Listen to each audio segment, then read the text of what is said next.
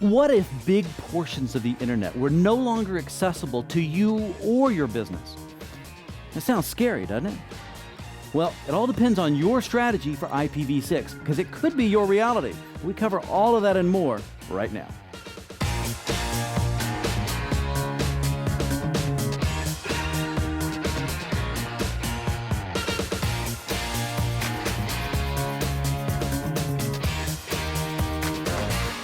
Hey guys, welcome. It's another TechWise TV, and my name is Rob Boyd. And I'm Jimmy Ray Purser. And today, we're talking about IPv6. Woohoo! I knew you'd be excited about this one. Man, love it. It's not the first time we've done it. Can you recall that we've done it how many times before?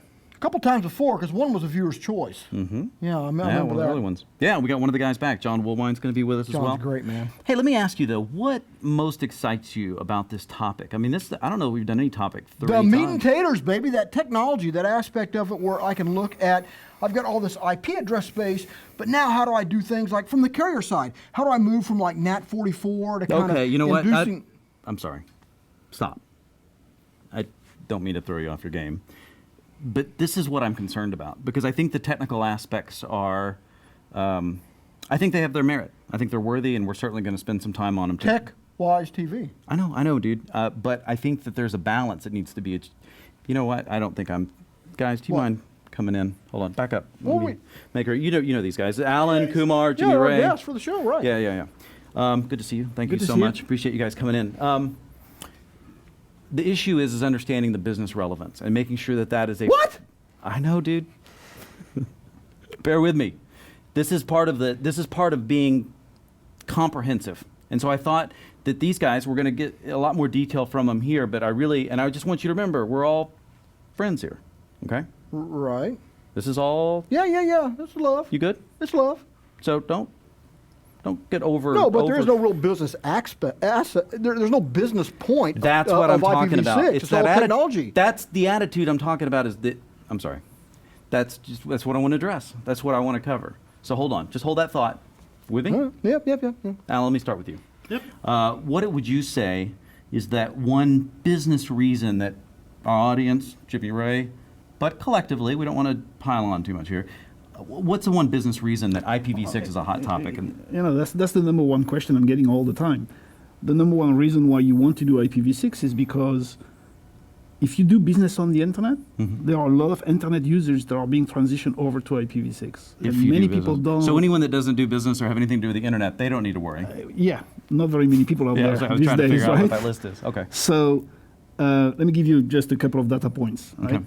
Close to 4% of the internet users in the US, and that translates to about 8 million subscribers. So 4% sounds low until you say 8 million. It means 8 million just in the US are actually on IPv6 today. Already on IPv6. Already on IPv6 today. And that grew from virtually nothing 12 to 18 months ago, right? So it grew 4%. And that comes from companies like AT&T, Comcast, Verizon Wireless. So little ISPs. Yeah, a few of those, right? And basically growing the customer base fairly significantly and steadily. And so if you do business with those clients, you don't want, and you stay on IPv4 only, you're going to go through some translation devices or some translation technologies that you may not want to go through to connect. It sounds like there's also this issue, are you even aware that you're not reaching them or they're not reaching you? And at what point do you become aware? There's the whole... Hold that thought. I like that. Hold that thought. You hold your thoughts. Just wait. Kumar. Yes, sir. Same question to you as well, if you don't mind. And again, remember, this is all just friendly, but important. Right. So I want to be firm but gentle. Business reasons for IPv6. What would you say? What's top? My answer is probably you're already doing it. If you look at the devices that you have on your network, and they took my phone away, or I'd have showed it to you. Sorry, the crew's kind of aggressive about that. Yeah. All the latest versions of operating system that people use on a daily basis run v6, and they prefer to use v6. So you go Mac OS from Snow Leopard onwards, Windows 7 onwards, Android devices, any shape, form, size of device that people use today, they try to use v6. They'll communicate device to device over a local area network using v6, whether you want to or not. And they'll also try to reach the internet over v6. So my answer is you probably already are doing v6. So, Mr. Well, Negative. okay, all right. I mean, but we've been through some of that stuff before. the concern is, how do I manage it? What kind of gear supports it? How do I run this stuff end to end?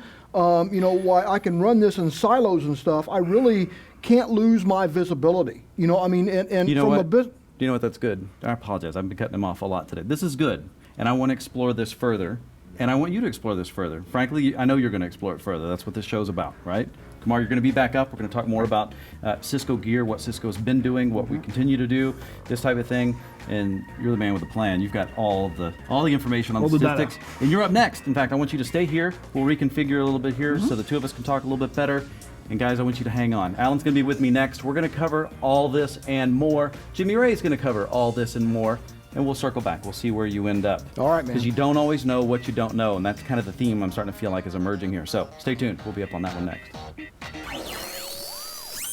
Okay, here we are, just the two of us, and I'm glad because I want to get into the details, Alan. So first, though, let's establish, we didn't get a chance to talk yet about why you're here specifically, because I've really enjoyed, as part of the research building up to today's topic and such, making sure I understood, well, what are we doing different here?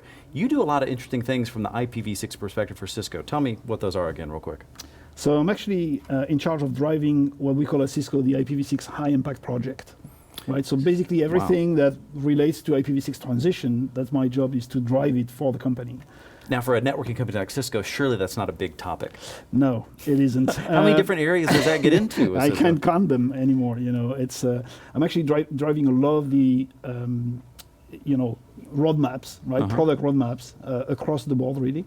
All the way from the networking pieces all the way up the stack to security. Oh my gosh. But this also gets into like certification, all the training and stuff that we do, correct. the outside evangelism that we do, Yeah. negotiations, how well we work with others, because we're all in this sandbox together, How right? do we define the processes and those kind of things? So yes, I'm not alone though, right? There are a lot of people working with me. I'm actually driving a big virtual team. Oh, well, that took the IPv6 magic out of it. I thought you did this by yourself. Yeah, of course. Okay. No, I get a lot of help, right? Yeah. But I'm the one kind of trying to get the music. No, but you're the one up taking the arrow sometimes. Yeah. So you were recently, because I'm following your world traveling. I can tell from your accent you're not native to at least Texas. No, I'm not. But I believe you're French, correct? Yes, I am. And but and this happened to be in your backyard back in February. There was a big event. Yes. What was that one? February. Well, every year in February, There's been early several March, events. we have the World IPv6 Congress in Paris. Okay. Right.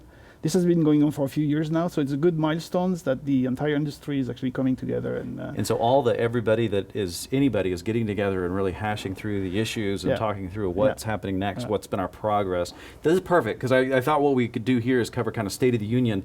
And incidentally, as this show is coming out, a little bit, obviously we're taping it and then we're coming out with it. This show is coming out in June of 2013, which is really right at Timely. kind of the 1 year mark of, and the 2 year mark. We had World IPv6 Day 2 years ago? So we had World IPv6 Day on June 8th of 2011. Okay. It was a 24-hour test, basically, Yeah, for turn the it on entire and turn it industry. Exactly. Okay. But everybody did it at the same time, right? Yeah. So if anything bad happened, And nothing crashed that we're aware of, Nothing crashed. nothing big. It I was- remember it was, the analysis we did on that. Okay. Uneventful, which is good. Then we did June 6th of 2012, so just a year ago, we did the World IPv6 launch. So this time it was production. Yeah. Turn it on, leave it on. It was And actually. did anybody really do that? Oh yeah, a lot of people did it. Actually, I'll Okay. give you some examples. I mean, Well, the biggest, let's get into yeah, the that. biggest content providers did it. The Google, the Facebook, the Yahoo, Bing, Wikipedia, and a lot of enterprises as well, and public sector, U.S. federal agencies, for example. Thousands of them, actually. Okay, so that's the fundamental question. What I want to do in this segment is I want to find out exactly where we are. Yep. What's happened since then.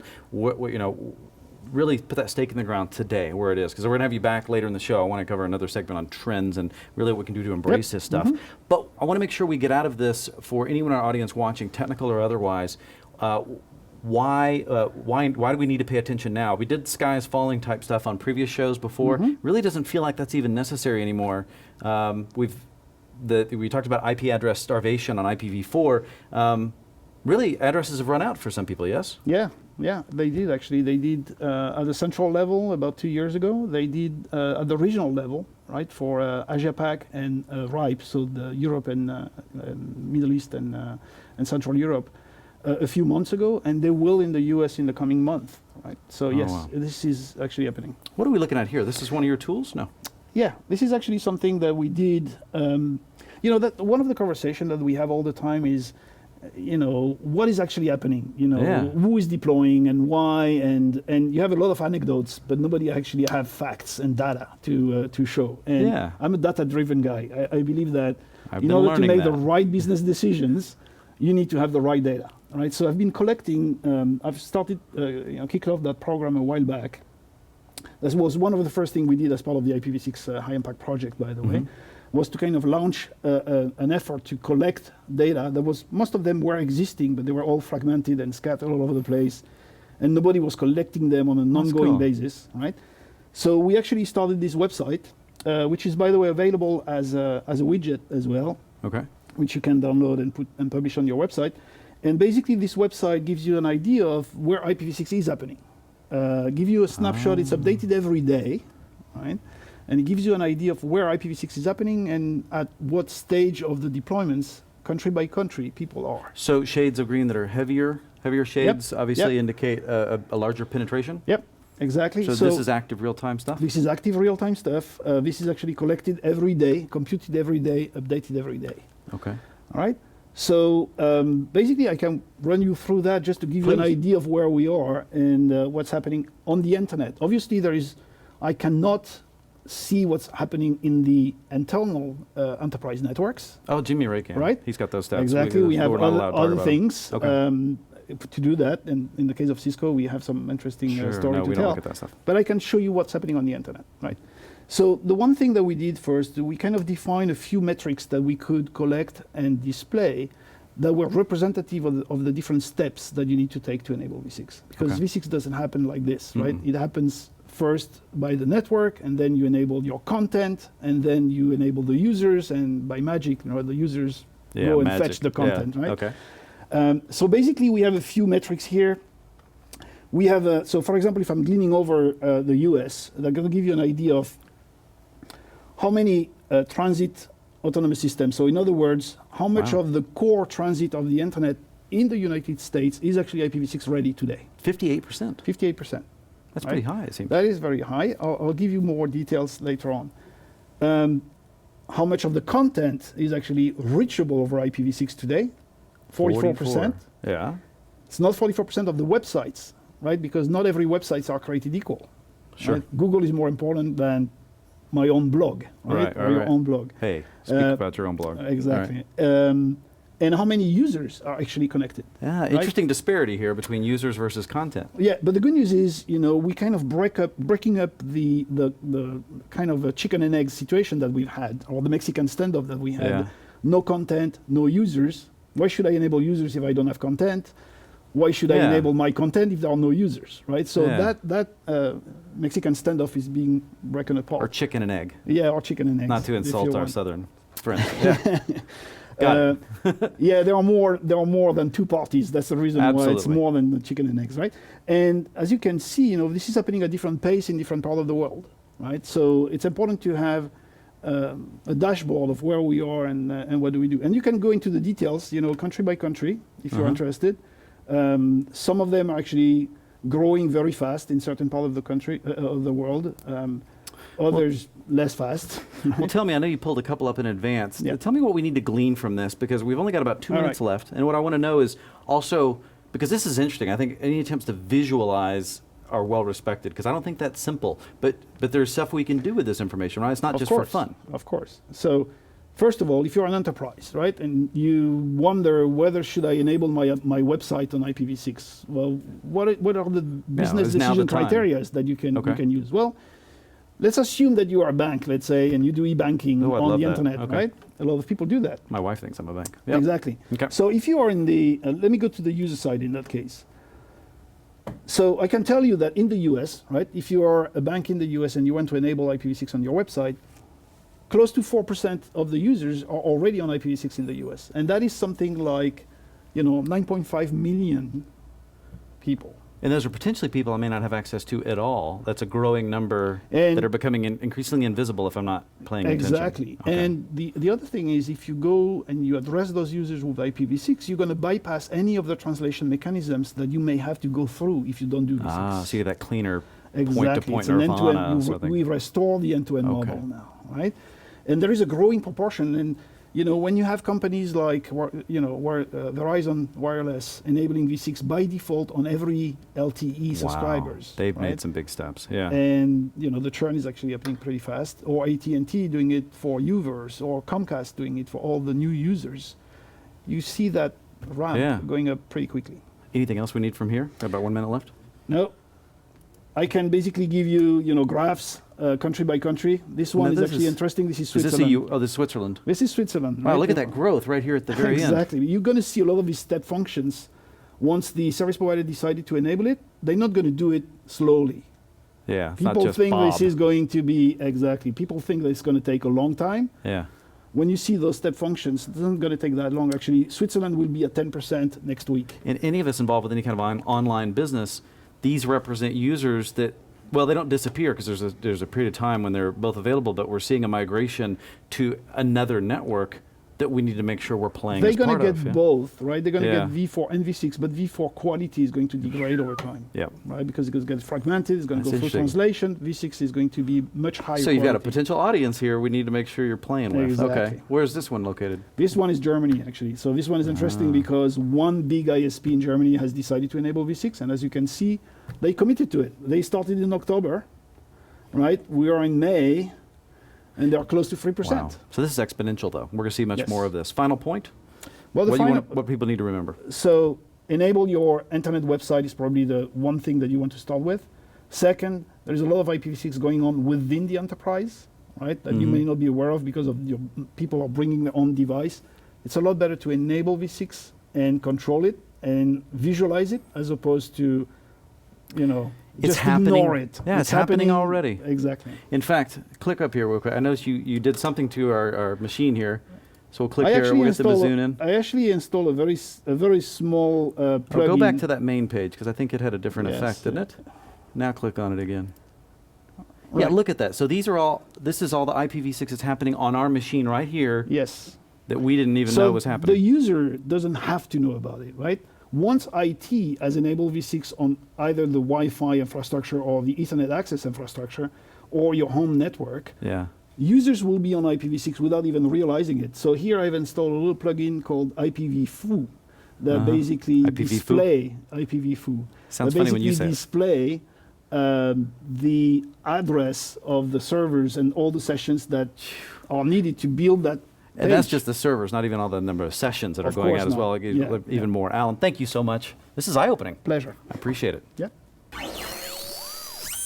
Kumar Reddy, welcome to TechWise TV, man. Thank you, Jimmy Ray. It's great to be back again. It is excellent to have you back. And and now that I got you here, I want to get a little realistic here again with IPv6 because I think that while technically speaking it sounds really cool, and we all as geeks love it, the business side of this is how do we support this in products, right? Right. Because IPv6 from a development standpoint is not like throwing a switch or just adding another line of code.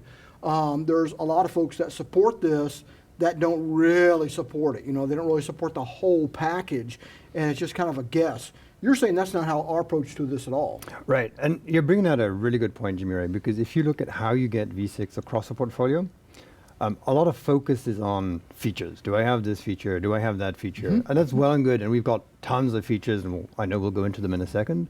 But it's really the process that makes you get, or lets you get a network that can run V6 in a dual stack fashion. And if you look at our own engineering process, we took a decision several years ago that we were going to ship new features and new product that supported V6 by default.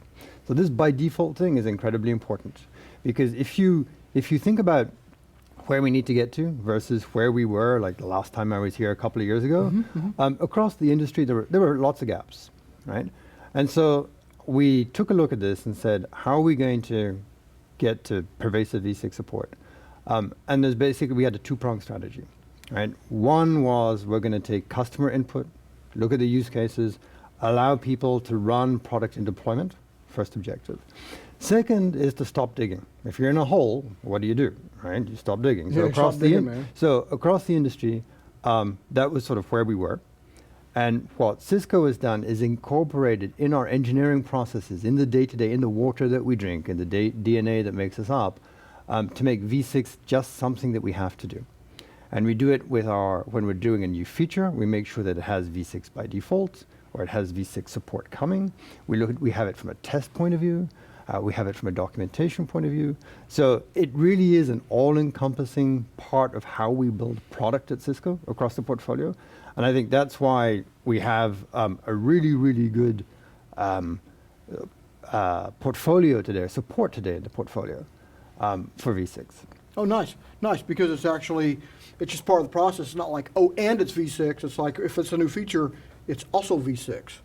Correct. So, which makes a huge difference when we're looking at engineering man hours to do a project and stuff like that, because it's really scoping in that extra time instead of adding it on like Power Windows at a later date.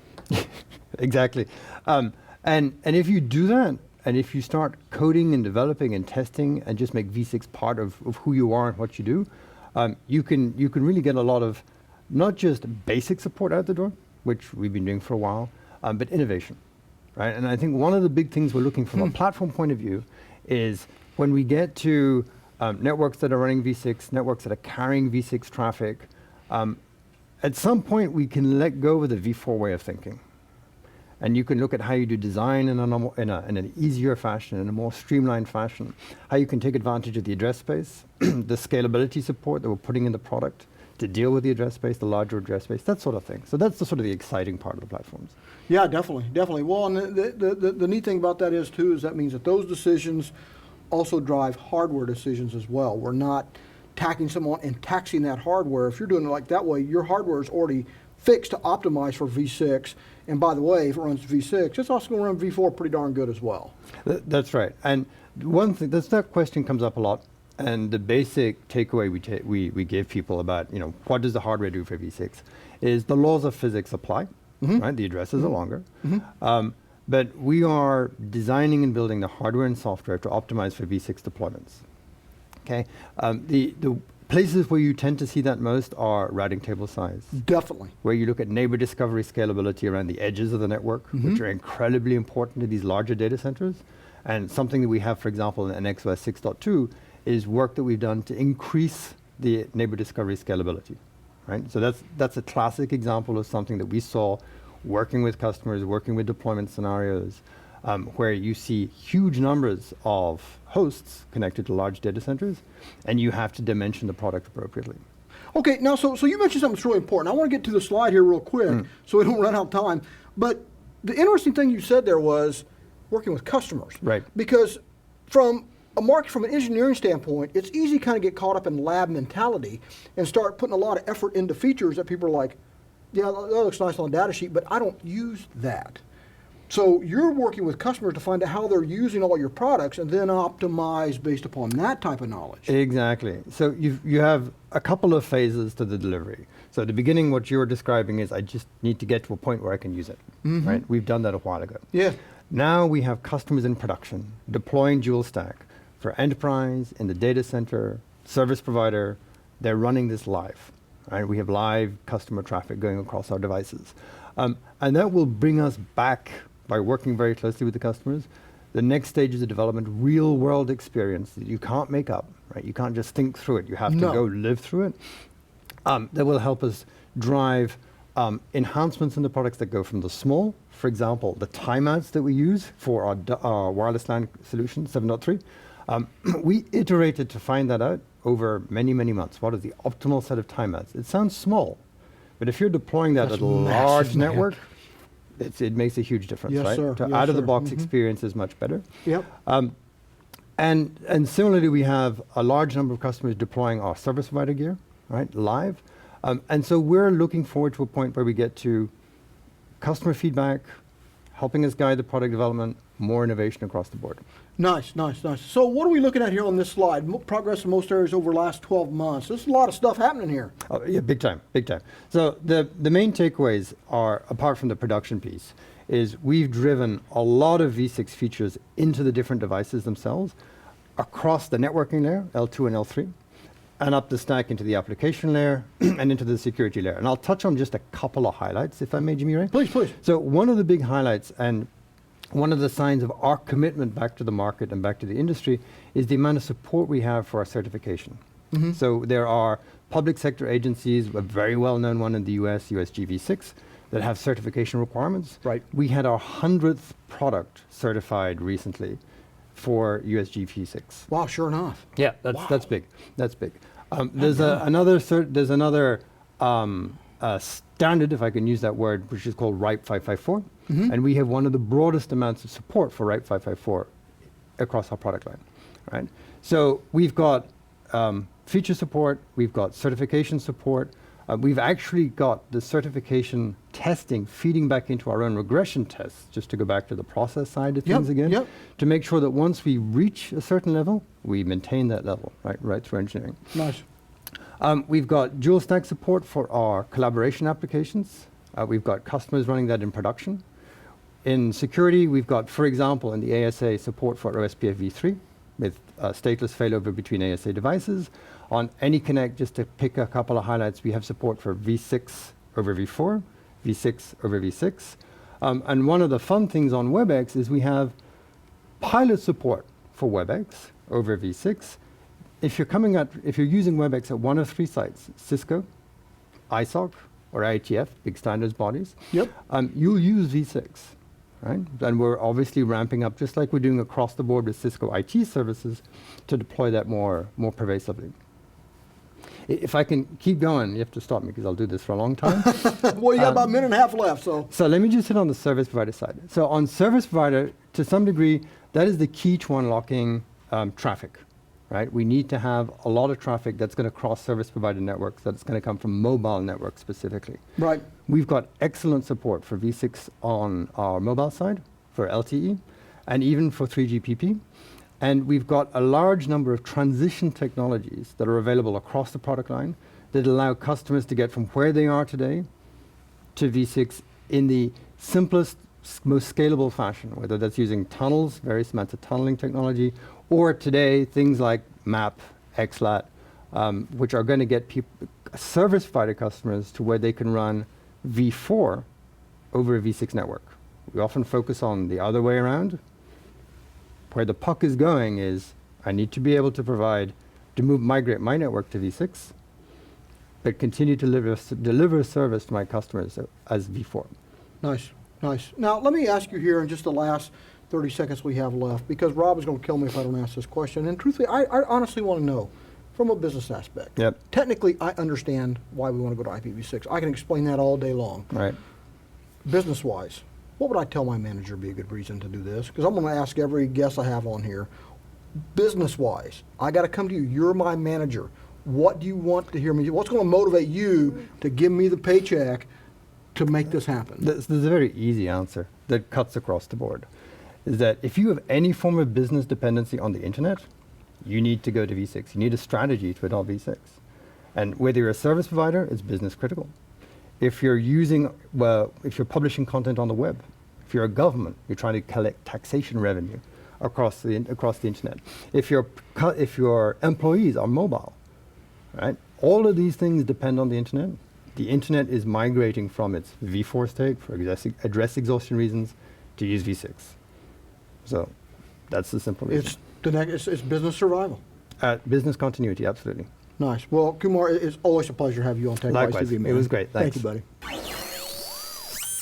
John Woolwine, welcome to TechWise TV, man. Thanks, Jimmy Ray. You know, I don't know if the viewers remember or not, but we had you back on here a long time ago on the Viewer's Choice segment where the viewers spoke, and they said the show they wanted to see was IPv6. Yeah.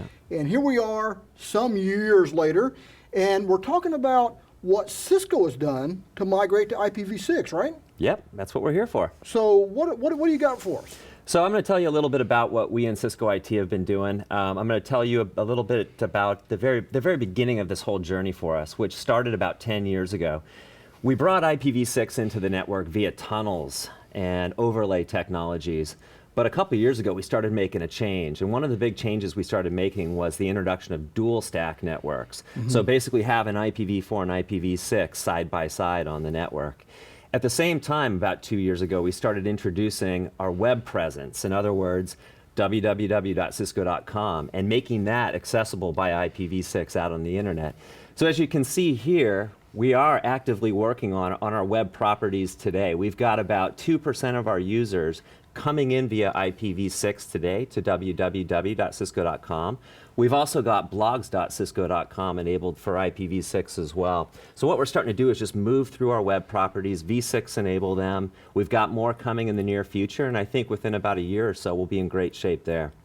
It's interesting you tackled the web piece here, because one of the things that I hear from customers all the time, they're looking to migrate to V6, is they're concerned about the DNS issues that this may bring. Now we know that that DNS is DNS, but still having quad A records and in-adder ARPA type records and stuff to set this, people are a little nervous about that. Did you guys run into any problems? You know, we really didn't have any issues with DNS. What we did very early on was we made sure our DNS infrastructure was ready. It was able to serve up quad A DNS records.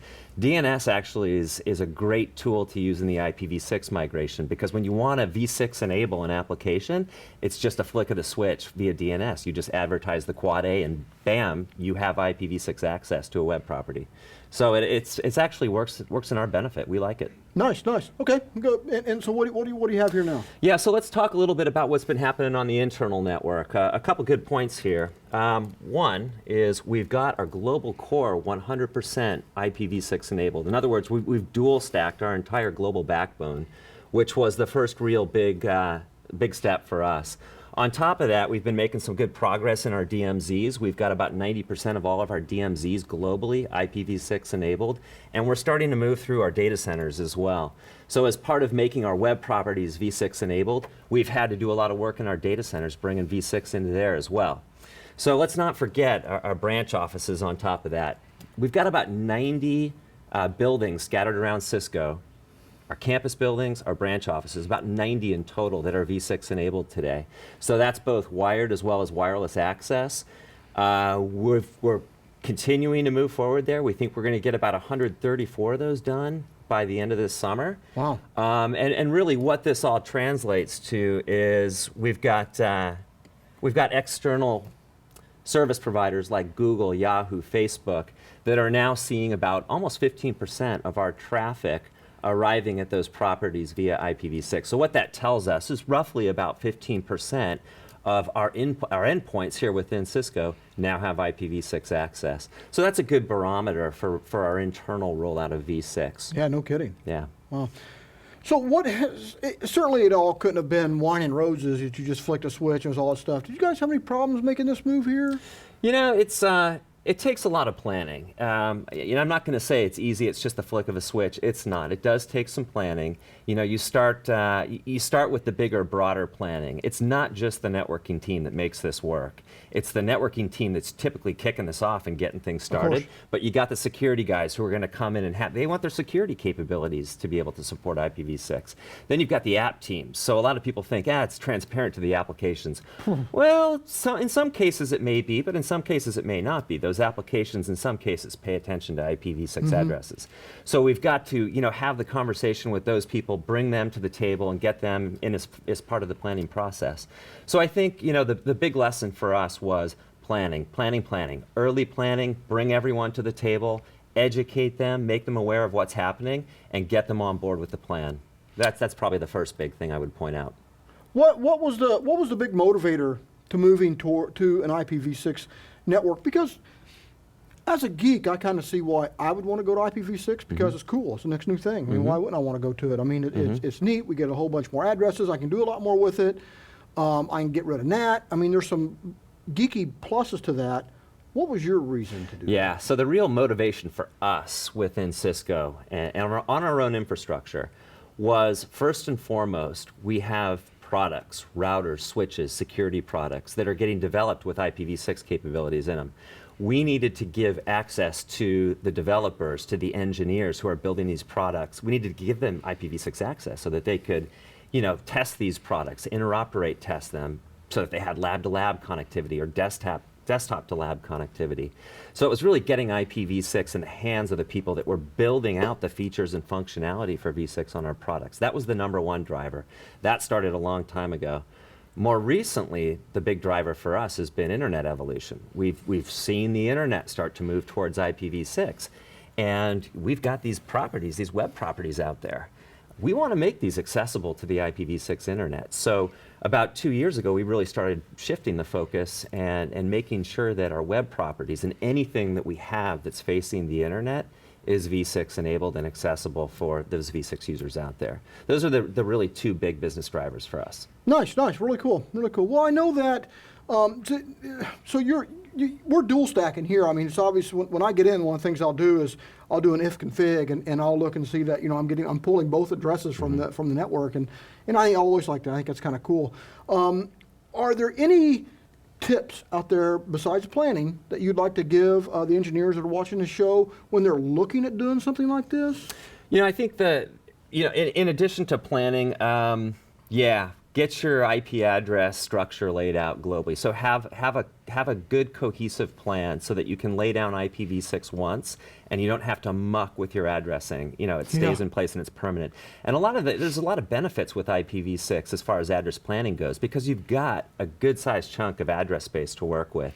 So you don't need to be as frugal as you did with IPv4, and that means you can simplify your IP address plan with IPv6. You can give big chunks to big regions around the globe, and then subdivide those into building by building and keep a very consistent, repeatable pattern, which makes things easier for the network engineers. On top of that, the network management systems. One of the things we did early on was we made sure our network management systems were V6 enabled, so that we made sure that we had the ability to monitor over IPv6. Is our network up over V6? V4 may be fine, but is the V6 topology active and working? Well, our network management systems test that and sense that. So one of the things we did early on was we made sure that those management systems were capable of managing a V6 network. That's another key thing I'd recommend to engineers. Yeah, no kidding, because I tell you, that has always been the real Achilles heel of V6, is that while we like all these good ideas and stuff, network management hasn't kept pace.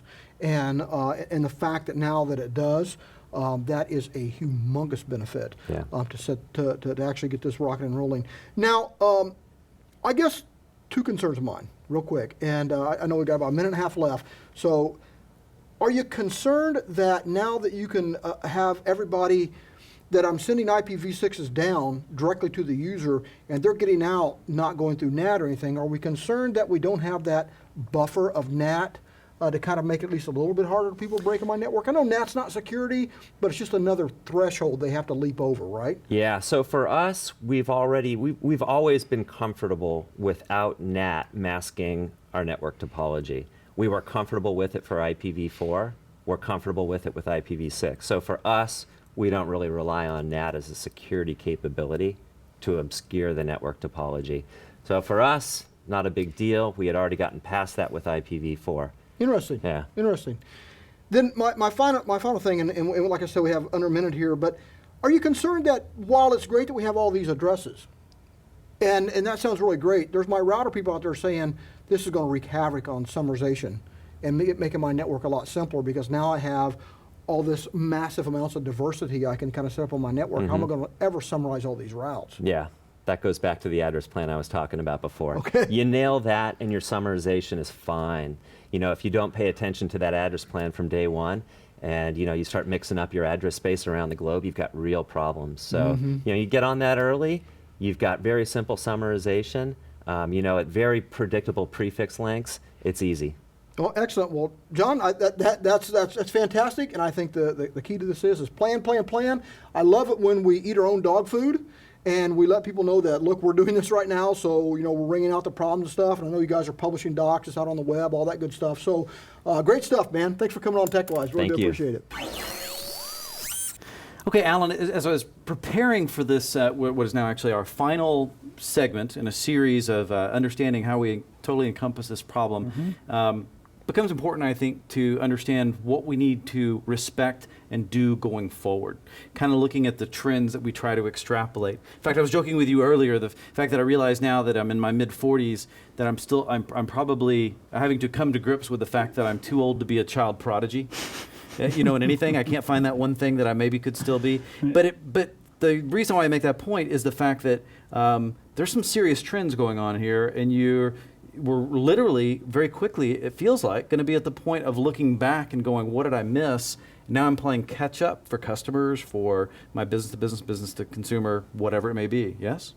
Yeah, so it's actually interesting because, if you're an enterprise and you try to migrate to IPv6, right, it's a lot easier to do it when you have 3 or 4% of the users of your clients on IPv6 rather than when you have 30. Right. Right? And we're getting Yeah. to that point. If most of your clients are actually Verizon wireless clients, Verizon has actually 30% of their users on IPv6 already. So it may even be too late in certain cases, right? So Interesting. it's something that needs to sink into people's mind. It's the right time to do it. Mm-hmm. Don't wait too long because it takes time to plan and execute. And if you wait too long, instead of having a little wave coming to you, you're going to see a big tsunami, and that's going to be a lot more difficult to manage from a security standpoint, from a scalability standpoint. Well, one thing I've loved about this entire show is that it's actually been so much of the positive aspects of because there's not been any big negative stories as much as we did Sky is Falling Yeah. stuff in the past about the stuff that kind of started to feel like Y2K and the big nothing, in terms of stuff coming up, is that this stuff has already been happening. People are already taking advantage of the trends. Are ISPs looking at each other in any sense like this and going, oh, Verizon Wireless has got to jump on us now because they've made that jump and they're doing, do other ISPs look at it? Is it really more of a business story going, wow, look at all those customers now and that potential market that is now an IPv6 Yeah. that I need to be addressing? And on top of that, now you find people trying to realize that this is not only about IPv4 exhaustion. This is also about enabling new possibilities, right? Yeah. The fact that, back to Jimmy Ray's point about this humongous IPv6 address space, right? Well, guess what? Once you have such a big and large address space, there are things you can do with it, right? Yep. Like building semantic, service semantic or network semantic into your address space, into your address structure. And so some customers are starting to realize that they could use V6 to do things that they've never been able to do with V4 because they were limited in what they could do with the address. Now that's interesting because, tell me if this makes any sense at all, because on the internet, it feels like that the internet has enabled us to realize genius from groups of people working together in ways we never could have predicted, before we got there. It's starting to feel like this type of transition and what it enables, we can do our best to say this is what we think is so wonderful, but we really don't know how much this enables us to do because it's a big change into a Yep. still kind of uncharted area in a positive way. Yeah. No, you're absolutely right. I mean, think about the Internet of Things, right? We talked about that for quite a while now. Yeah. Beautiful. You got it on your slide. 50 I like billion that. devices in 2020, right? Right. So, of course, you need to address those sheer number of devices. Actually, that's a humongous number. Right. You wouldn't be able to address that with IPv4. You would end up with a very brittle architecture, right? But if you combine that with the scalability of the massively scalable data center, the big, data center that will hold the data in the cloud, they run into the same kind of issues. They end up having to address a lot of virtual machines, a lot more than we had physical Right. servers, right? With IPv4, with a lot of overlapping private IPv4 address spaces, a lot of complexity, they could simplify a lot of that infrastructure by moving to V6 and presenting V4 and V6 at the edge to the end Isn't users. that funny? Yeah, because as we consolidate and reduced physical Yeah. from this virtualization wave, we've seen it actually had the opposite effect in an addressing perspective and a networking Absolutely. perspective. And it has an exploded number of entity that you need to address now. But tell me about the Internet of Things, because this is actually a whole new area in terms of what we're starting to see from a different group, if you will, Yep. of networking swell. Yes? And the thing that is very interesting about the Internet of Things is that those things, unlike a PC, a Mac, or an Phone, iPhone, yeah. not going to be able to have the logic to handle dual stack. Right? Oh, so you're saying that everything happening with all these new devices have- coming network addressable is only IPv6? It's only IPv6, right? Oh. A lot So of these these sensors and things. Okay. sensors, the smart meters, for example, anything you they can think run of. V6 only. They don't have the logic to be able to choose between V4 and V6, and it doesn't make any sense for them anyway, Yeah, right? yeah. So all the technologies have been defined to be V6 only, and so that's what the network is going to have to cope with, Wow. right? So that's big. Two big trends there. So- Us taking over. Okay. So the thing is, those three big trends now, the cloud and the big data centers, right, and the multiplication of virtual machines, the mobile internet on the other side, right, and the Internet of Things, all of them, if you want to build this architecture on top of IPv4 with an address space that is exhausted, right, or very close to, you're going to end up with a very brittle and fragmented architecture with a lot of transition and translations mechanisms and address sharing mechanisms. And brittle refers to the fact that when something is brittle, obviously you push on it and it fails suddenly. Yes. And it fails in a bigger way Yep. versus kind of, being able to respond Absolutely correct. in a flexible manner. Right. Okay. If you go to V6 on the other side, you're going to restore the end-to-end model, right? Which means that every device on this universe is going to be addressed in a unique way. Right? It doesn't mean that it is exposed to everybody, but it Right. means that if you decide to do so, if you choose to do so, you're not going to have to go over, multiple layer of address sharing or translation mechanisms. The end-to-end model is restored, which means that you have end-to-end connectivity, right? Global reach and unlimited connectivity. And this is a very interesting environment to be in because it opens up a lot of possibilities. So is it fair to say, as you look at this going forward, is it, we had joked earlier parts of the show, is you just don't know what you don't know because a lot of this is happening already, but we're really at that decision point where it goes, you can either be reactive or proactive, and you really do need to be Yes. making that decision now. Yes. And the other thing that I would say is that this technology has been proven. It's running in production with millions of customers and millions of users on it. A lot of the content on the internet is already available on IPv6, right? Something like 40% of the content is already available on IPv6 because it comes from Google and Facebook and Yahoo and Bing. Right. They all have enabled it in production about a year ago. So it's proven, it's deployed in production. It's just a matter of planning and doing it. And I think there is a business reason for doing it, as we've seen in the show. Wow, I love that. Anything else? No, that's about it, I guess. Because this feels Let's just do it, complete. right? Yeah, we need to Yeah. move forward, and you're probably off gallivanting around the world to go evangelize this even further as well. So please keep up the good Absolutely. work. Thank you for joining us on TechWise. Pleasure. Okay, remember back at the top of the show, we had a little intervention. Yeah. Okay, but in all seriousness, we'd kind of come up with this idea for hitting you like this because as it started off, and as we looked back at our IPv6 shows, it was all Chicken Little, sky is falling. Yeah, right. And that fear factor of why you should be looking at IPv6 migration. Now, as we look at it, the feel I've got throughout this entire show is that it's not about a migration or something that's coming up. It's something that feels like it's already happened. And there's almost like the clarion call that goes, hey, do you realize this is already happening? Right. Right. Curious from your perspective, though, as we go through this, back to that original point, business and technology and the balance of the two, where's your thinking today on that intersection? It's funny because, when we first started playing this show, that conversation we had up front was quite real. Yeah. I mean, because that was my argument. There is no business reason. You don't have a business reason to move to this. I remember you posed that to the guys. Oh, and that was absolutely, good because we got some absolutely. good, you got some honest responses from And them. yeah, and it's true, and that's I love being proven wrong, Yeah. because the truth is I honestly didn't think there was. The interesting thing here is that when we're looking at this from the business side, is that we know we're going to be dual stacking for a very long time. Sure. It's just kind of part of that process and stuff. This whole panic and fear factor that you run out of IP addresses, a lot of people have solved that problem years ago with NAT, and people just don't care. We don't see the effect of that, Now, it's the service providers, it's the mobile devices that are really making that change, and people wanting to run more pure IPv6 networks. That is where we're going to start losing some business, or where we need to connect up, because there's a huge advantage of going end to end, back and forth with an IP address, and not renting those addresses. And so this is the business fear thing that I was getting out of this that I'm just want to qualify again with you, is the fact that it started to become obvious to me that there's this whole nother network being built. I'm not sure if that English is good or not. But the idea is that there's this whole thing building up out of necessity, and it's happening now on whole country, whole ISP type basis. And it's, of course, happening more rapidly with mobile devices as they're getting onto the network. Yeah. And it's happening with people that had the IPv4 exhaustion issue much earlier.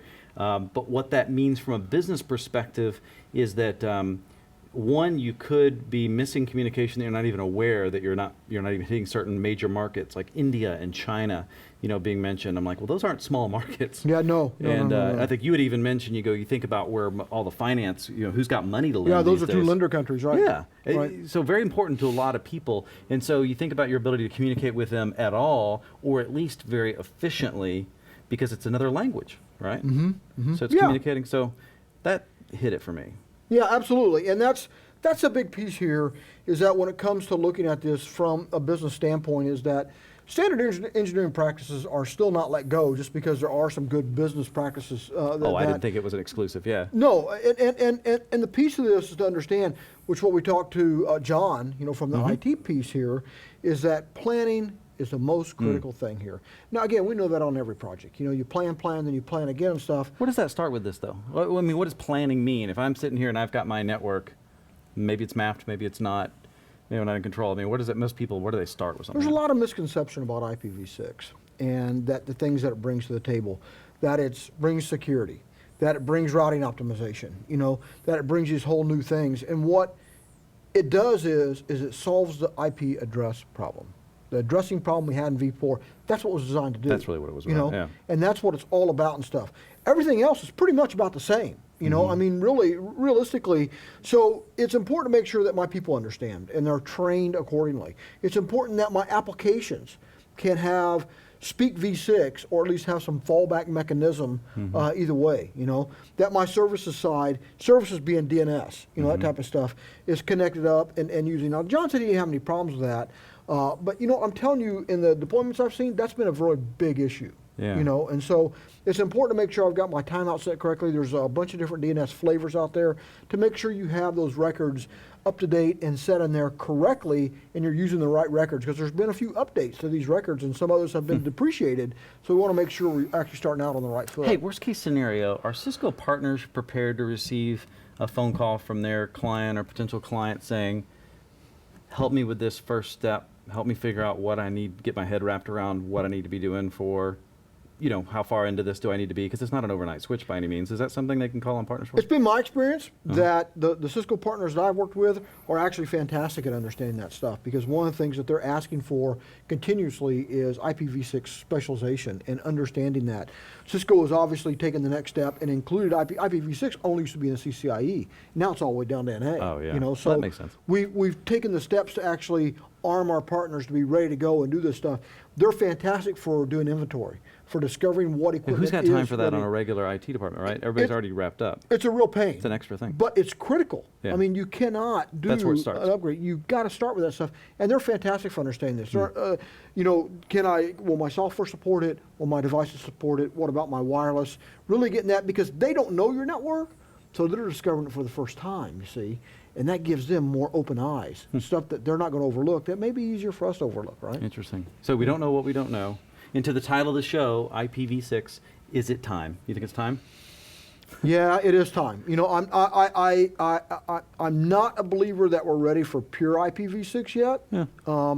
Because I know Alan, he really likes that stuff, and that's great, man. I'm grateful for that. But you couldn't go to it that quickly anyway. No, so it's you not just a matter can't. of, and so you're not going to wait for it because you'll end up missing something. But the truth is that when you're looking at the stat that kind of hit me in the face more than any, is right at the open of the show, Yeah. when he said we're at 0.01%, and in a year we're at 4% people who went to IPv6. That's a growth rate. That's an amazing growth rate. If you kept up that growth rate, in 5 years you're at 20%. And the one thing we know is that it's not linear like that. It explodes. It's exponential and stuff. So Or punch into that tool, start seeing which countries are actually accelerating much faster.